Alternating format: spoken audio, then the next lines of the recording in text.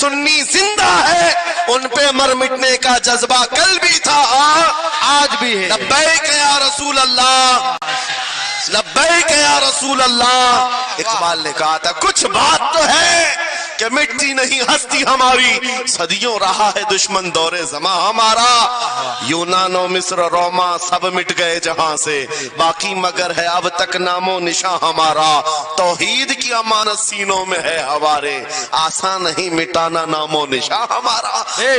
سبحان اللہ۔ میری پوری گفتگو ایک جملے پر چلے گی، میں آپ کے سامنے وہ عرض کرتا ہوں۔ اقبال نے کہا تھا یہ غازی یہ تیرے پر اسرار بندے، جنہیں تو نے بخشا ہے ذوق خدائی، دو نیم ان کی ٹھوکر پہ دریا وہ صحرا، سمٹ کر پہاڑ ان کی ہیبت سے رائی، دو عالم سے کرتی ہے بیگانہ دل کو۔ یہ جملہ ہے، توجہ کریں، دو عالم سے کرتی ہے بیگانہ دل کو، عجب چیز ہے لذت آشنائی، عجب چیز ہے لذت آشنائی، جسے حضور کی آشنائی ملی ہو، نبی پاک کی محبت ملی ہو، اسے پھر دنیا کی کوئی پرواہ ہی نہیں ہوتی، کون کیا کہہ رہا ہے، اس کے ساتھ کیسے حالات ہیں وہ کبھی نہیں دیکھتا، بلکہ اس کا حال تو یہ ہے جس طرف میرے سرکار کا غلام چل پڑتا ہے زمانہ اسی طرف چل پڑتا ہے۔ پتا ہے صدیق اکبر رضی اللہ تعالیٰ عنہ وہ عظیم صحابی رسول، 50,000 کا مجمع یہودیوں کا ہے، یہودی عالم کھڑے ہو کر بیان کر رہا ہے، خدا کی شان میں گستاخی کر رہا تھا، قرآن کی ایک آیت کا مذاق اڑا کر کے کہہ رہا تھا قرآن میں ان کے خدا نے کہا ہے کہ خدا فقیر ہے اور یہ مسلمان غنی ہے، قرضہ دے دو۔ اللہ نے قرض حسن کی جو بات فرمائی قرآن میں، من ذا الذی یقرض اللہ قرضا حسنا، کون ہے جو اللہ کو قرض حسن دے گا؟ قرض حسن کا مطلب مال نہیں، تم نیکیاں اللہ کو قرض میں دو، بدلے میں مولا جنت عطا کرے گا۔ مگر اس آیت کا مذاق اڑا رہا تھا یہودی اور کہہ رہا تھا کہ ان کا خدا غریب ہے اور یہ مسلمان امیر ہیں غنی ہیں۔ صدیق اکبر تنہا ہیں، برداشت نہیں ہو سکا، چڑھ گئے اسٹیج پر اور پکڑا اس خجامہ اور 2 تھپڑ رسید کر دی۔ مجمع ان کا ہے، سپیکر ان کا ہے، بیان کرنے والے ان کے ہیں، صدیق اکبر نے ادھر بھی نہیں دیکھا ادھر بھی نہیں دیکھا، جڑ دیا تماچا۔ یہی کہتے ہیں عجب چیز ہے لذت آشنائی، تو عالم سے کرتی ہے بیگانہ دل کو، عجب چیز ہے لذت آشنائی۔ اب ہونا کیا تھا، پکڑو دکڑو مارو توڑو، لیکن صدیق اکبر کو اس کی پرواہ نہیں تھی، جو تماچا لگانا تھا وہ پڑ گیا ہے، جس کو جواب دینا تھا جواب دے دیا ہے۔ اس کے بعد اسی یہودی عالم نے کہا رکو، اس کو یہاں سزا نہ دو، ان کو لے کے چلتے ان کے رسول کے پاس، حضور پاک صلی اللہ علیہ وسلم کے پاس لے کر کے آئے۔ سارا مجمع ان کا ہے، اخبار بھی ان کے، گواہ بھی ان کے، میرے عزیزوں ساری چیزیں ان کی آج جیسے ہے، پرنٹ میڈیا، الیکٹرانک میڈیا، ساری دجالی میڈیا، جو چاہے پھیلا دے۔ یہودی سارے آئے حضور کے پاس آ کر کہنے لگے آپ کا یہ صحابی ہمارے ہاں بڑی بدتمیزی کیا ہے۔ کہا کیا کیا؟ ہمارے عالم بیان کر رہے تھے خدا آپ کا غنی ہے آپ فقیر ہیں۔ الٹ دیا جملے کو، یہودی کہہ رہے ہیں ہمارا عالم آپ کی خدا کی شان بیان کر رہا تھا، اللہ غنی ہے اور مسلمان فقیر ہیں۔ اس بات پر ابو بکر نے تماچا لگا دیا۔ حضور پاک نے پوچھا ہے ابو بکر کیا اس بات پر تم نے تماچا لگایا؟ آپ نے کہا نہیں یا رسول اللہ، یہ جھوٹ بول رہے ہیں، اس وقت یہ گستاخی کر رہے تھے اور کہہ رہے تھے کہ خدا غریب ہے ان کا فقیر ہے اور مسلمان غنی ہے، خدا قرضہ مانگتا ہے۔ حضور نے فرمایا تمہارے پاس کوئی گواہ ہے؟ حضرت ابو بکر کے پاس کوئی گواہ نہیں تھا، تنہا تھے، اور یہودی سب کے سب جھوٹے اور سب جھوٹ پر جمع ہے، ایک نہیں دسیوں یہودی کہہ رہے ہیں نہیں ہمارا عالم سچ بول رہا ہے، ہمارا عالم سچ بول رہا ہے۔ ایک بات یاد رکھو اے مسلمانوں، ان تمام چیزوں سے اپنے ذہن کو صاف کر لو، جھوٹ پر ساری دنیا جمع ہو جائے تب بھی تم اس پر کان نہ دھرنا، ایک وقت آئے گا جو اللہ کی مدد آئے گی۔ بے شک بے شک۔ ہوا کیا؟ حضرت ابوبکر صدیق تنہا ہیں، آپ نے سر جھکا لیا، کہا یا رسول اللہ میری اس بات کا تو کوئی گواہ نہیں وہاں پر، لیکن یہ جھوٹ بول رہا تھا، یہ جھوٹ بول رہا ہے ابھی۔ اب صدیق اکبر کی تنہا وہاں موجودگی، کیا رسول پاک صلی اللہ علیہ وسلم ان پر غضبناک ہو جاتے؟ نہیں، روایات بتاتی ہیں وحی کے اترنے کے آثار نظر آنے لگے. جبرائیل امین آیت لے کر کے آئے، لقد سمع اللہ قول الذین قالوا ان اللہ فقیر ونحن اغنیاء. اے محبوب، اللہ نے سن لیا ہے یہ یہودی کیا کہہ رہے تھے. یہ یہودی کہہ رہے تھے کہ اللہ فقیر ہے اور ہم غنی ہیں. ابو بکر جو کہہ رہے ہیں وہ سچ کہہ رہے ہیں. صدیق اکبر نے جو کہا ہے وہ سچ تھا. اب مجھے بتاؤ میرے عزیزو، یہ سارے مجمع کی پرواہ نہ کرتے ہوئے حق کے لیے کھڑے ہونے کا نام صدیق اکبر ہوا کرتا. وہ صدیق کی صداقت رضی اللہ تعالی آج تمہارے اندر آ جائے، سارے جھوٹے ایک جگہ جمع ہو جائیں، پرواہ نہ کرنا. اگر تمہارے سینوں میں عشق مصطفیٰ کی شمع روشن ہے، تنہا بھی ہو اللہ کی مدد آئے گی. بے شک بے شک اللہ کی مدد آئے گی. بظاہر حالات خراب ہیں، بظاہر حالات ہمارے خلاف دکھتے ہیں. آج یہی حالات دہرائے جا رہے ہیں. میں تھوڑی اور مثالیں آپ کے سامنے رکھتا ہوں. عجب چیز ہے لذت آشنائی. جسے یہ مل گئی وہ دنیا کی پرواہ نہیں کرتا، وہ دنیا کی مصیبتوں کو ٹھوکر میں رکھتا ہے. آپ کو پتا ہے وہ ایک خاتون جو احد کے میدان کی طرف بھاگے جا رہی تھی، اور آنے والے جنگ ختم ہونے کے بعد آنے والوں نے اس خاتون سے کہا، اے بی بی تجھے پتا ہے تیرے شوہر کا انتقال ہو گیا، شہید ہو گئے. اس نے انا للہ پڑھا اور آگے بڑھنے لگی. پھر کسی نے کہا تمہارے بیٹے بھی شہید ہو گئے. اس خاتون نے انا للہ پڑھا اور پھر آگے بڑھنے لگی. پھر کسی نے کہا تمہارا بھائی بھی شہید ہو گیا.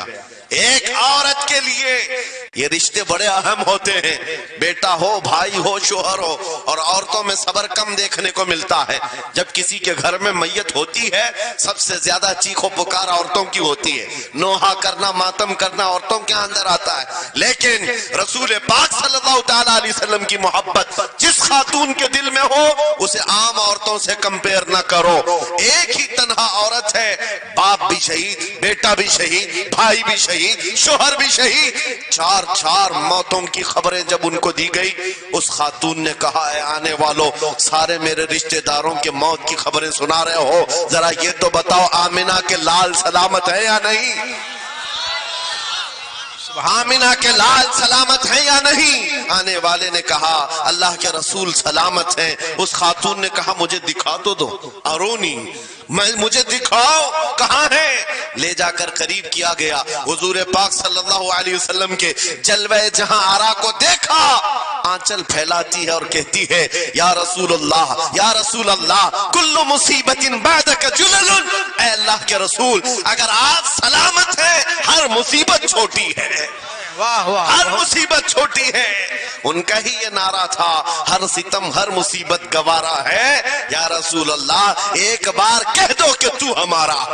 سبحان اللہ. نعرہ تکبیر، نعرہ رسالت، مسلک اعلی حضرت، عجب چیز اعلی ہے، حضرت. عجب چیز ہے لذت آشنائی.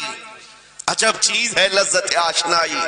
جس کو یہ لذت ملتی ہے محبت مصطفیٰ کی، پھر وہ مصیبتیں گنتا نہیں ہے، وہ اپنے اوپر آنے والی آفتوں کو گنتا نہیں ہے. اس کے لیے دنیا ہیچ ہے.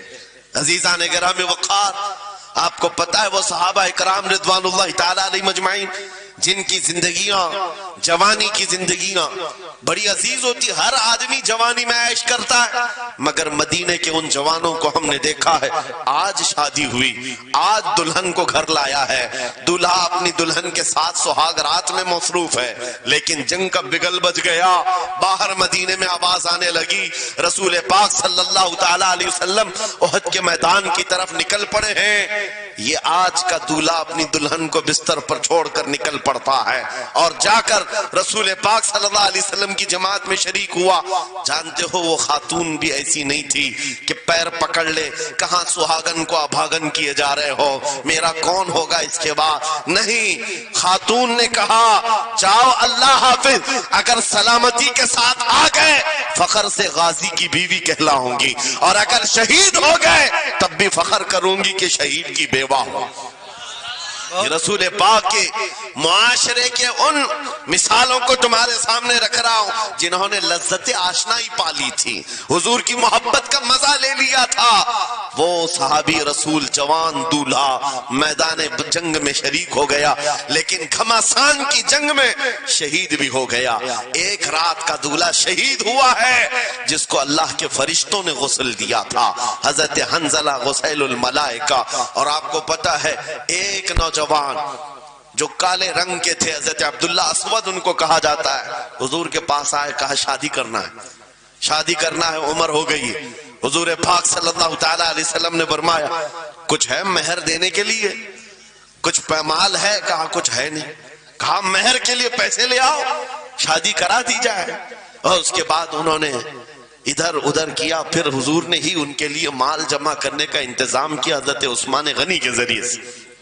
ان کو مال دیا گیا، پیسہ دیا گیا، کہا جاؤ گھر کو بنا لو، سامان لے آؤ اور مہر کے پیسے جٹا لو، شادی کا سامان خریدو، مدینے کی انصار کی کسی بیٹی سے تمہارا نکاح ہو جائے گا۔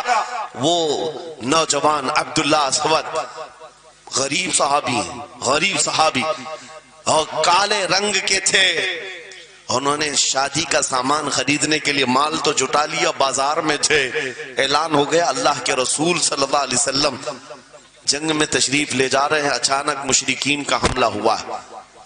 یہ جو نوجوان ہے شادی کا سامان خریدنے گیا تھا، جا کر گھوڑا خرید لیتا ہے اور ہتھیار خرید لیتا ہے، اور اس کے بعد جو زرہ ہوا کرتی تھی، لوہے کی ٹوپی، لوہے کا لباس سب خرید لیا، اور جتنا من تھا جو کبھی نہیں پہنا تھا وہ سارے ہتھیار خرید لیے، اور سج سنور کر گھوڑے پر بیٹھ کر کے آ گیا۔ جب میدان جنگ میں صفیں لگ رہی تھی شریک ہو گئے۔ ان کو تو غریب صحابہ میں شمار کیا جاتا تھا، ان کے پاس کبھی کوئی ہتھیار نہیں تھا، نہ کوئی تلوار، نہ کوئی ٹوپی، نہ کوئی گھوڑا۔ صحابہ ان کی طرف دیکھ کر سمجھتے ہیں کوئی بڑا پہلوان ہوگا ہم میں سے جس کو ہم نہیں جانتے، لیکن جب جنگ میں وہ اڑ گیا تھا بڑے بڑے شیروں کے پیر اکھڑنے لگ گئے تھے۔ نبی پاک صلی اللہ علیہ وسلم نے عین دوپہر کے وقت صحابہ سے پوچھا کون ہے یہ جو لڑ رہا ہے، یہ بطل جلیل کون ہے؟ یہ چہرہ بھی چھپا ہوا ہے، پوری لوہے کی ٹوپی پہنا ہوا ہے، پورا جسم بھی چھپا ہوا ہے، قیمتی لباس ہے اس کے اوپر۔ صحابہ ادھر سے ادھر سے دیکھ رہے ہیں، کہا ہم میں سے تو نہیں ہے، یہ کوئی باہر سے آیا ہوا لگتا ہے۔ حضور مسکرا کر کہتے ہیں میرا عبداللہ اسود ہے جس کو شادی کے پیسے دیے تھے، جا کر اس نے جنگ کا سامان خرید لیا ہے۔ اور حضور پاک دیکھ کر مسکرانے لگے۔ شام سے پہلے اسی عبداللہ اسود کی شہادت بھی ہو گئی، وہ شہید ہو گئے میدان جنگ میں۔ جانتے ہو نبی کریم صلی اللہ تعالی علیہ وسلم خود چل کر تشریف لائے اور ان کے سر سے زرہ اتاری، ٹوپی اتاری، خود کو اتارا اور اپنی گود میں ان کا سر رکھا، ان کے چہرے سے مٹی کو صاف کیا۔ صحابہ کہتے ہیں اس قسمت پر قربان جائے، حضور کی گود میں ان کا سر دیکھ کر کے ہمیں رشک ہونے لگا۔ پھر حضور فرماتے ہیں من المؤمنین رجال صدقوا ما عهد اللہ علیہ، مومنین میں سے کچھ بندے ایسے ہیں جنہوں نے اللہ سے کیا ہوا وعدہ پورا کر دیا ہے۔ میرے عزیزو یہ کٹ گئے، ختم ہو گئے، اپنے آپ کو فنا کر دیا۔ کون سی چیز تھی جو انہیں میدان میں لے آتی تھی؟ کون سی چیز تھی جو انہیں بستر سے اٹھا لاتی تھی؟ کون سی چیز تھی جو بازار میں شادی کے سامان خریدنے سے بدل کر وہ ہتھیار خریدنے پر آ جائیں؟ ارے جنگ میں جانا کوئی کرکٹ اور فٹ بال کا میدان نہیں ہے، ہتھیلی میں جان لے کر کے جانا ہے۔ اچھوں کے حالات خراب ہو جاتے ہیں، ایک ڈنڈا دیکھ لیں، لیکن وہ نبی پاک صلی اللہ علیہ وسلم کے ساتھ ایسے نکل پڑتے تھے جیسے لگتا ہے روز کا کام ہے۔ یہ کون سی چیز ہے جو انہیں لاتی تھی؟ وہی اقبال کہتا ہے عجب چیز ہے لذت آشنائی، عجب چیز ہے لذت آشنائی۔ بدر کے میدان میں حضور جا رہے تھے، ایک گھر میں رات کو لڑائی چل رہی ہے، کس کے درمیان؟ باپ اور بیٹے کے درمیان۔ باپ بوڑھے ہو گئے ہیں، بیٹا لڑ رہا ہے، ابا آپ نہیں جائیں گے، آپ گھر میں رہیں گے، میں جاؤں گا۔ باپ کہتے ہیں نہیں بیٹا تو گھر سنبھال، میں جاتا ہوں، میری عمر ہو گئی ہے، میں جاؤں گا حضور کے ساتھ۔ تکرار اتنی بڑھ گئی کہ انہوں نے قرآن اندازی کی، چٹی ڈالیں گے جس کا نام نکلے گا وہ جائے گا۔ قرآن اندازی ہوئی تین بار بھی ہوئی تو بیٹے کا ہی نام نکلا، باپ نے کہا مجھے نہیں چاہیے یہ تیری قرآن اندازی، میں حضور کے پاس لے چلتا، میں حضور کے پاس جاؤں گا۔ عجب چیز ہے لذت آشنائی، حضور کے ساتھ جانے کا جذبہ کیسا تھا۔ ارے وہ قرآن اندازی کر رہے ہیں اپنے آپ کو قربان کرنے کے لیے، کوئی مٹھائی کی تقسیم نہیں ہو رہی تھی،